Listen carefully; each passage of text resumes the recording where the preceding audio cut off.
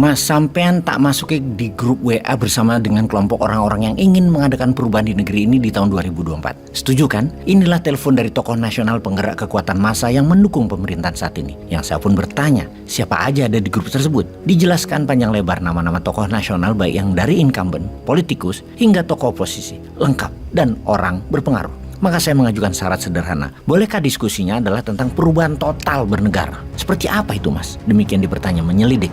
Kan ada 3 zaman selama 7 presiden saat ini terlewati.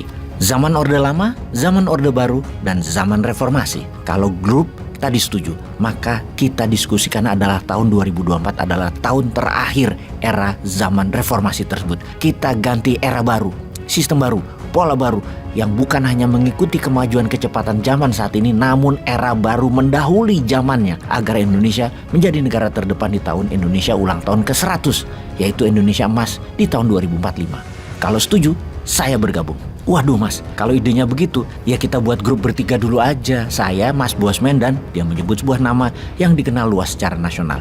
Wis, bertiga tok lek ngono. Saya pun bertanya, kenapa bertiga aja? Yang dia jawab, kalau ide sampean tadi, ya pasti ditolak sama mereka.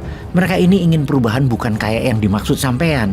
Gak ingin mereka berubah seperti itu. Radikal sekali ide sampean itu. Mereka ya tetap ingin seperti ini. Pejabat korupsi masih bisa jabat lagi, DPR masih bisa main uang anggaran APBN. Yang dirubah cuman pucuk pimpinan saja. Sisanya yang gak mau berubah, dan pucuk pimpinan itu harus orang mereka yang akan mengakomodasi libido mereka. Walah begitu, di mana perubahannya? Kalau gitu, mendingan kita sama pasukan Newman Army, wah nggak repot. Tak kira mereka ingin berubah secara struktural. Misalnya, ekonominya pakai MMT yang tanpa bunga, tidak mengutang tapi printing money terhadap produksi dan dipastikan bukan untuk create demand tapi create supply. Kemudian dedolarisasi, transaksi kurangi ketergantungan dengan dolar, pakai rupiah, emas dan Bitcoin. Kementerian Pertahanan diubah jadi Kementerian Perang. War Minister, Bank Indonesia di bawah Kementerian Keuangan, polisinya jadi Kementerian Homeland Security, Menteri Perang punya wakil Panglima TNI, Menteri Homeland Security wakilnya Kapolri.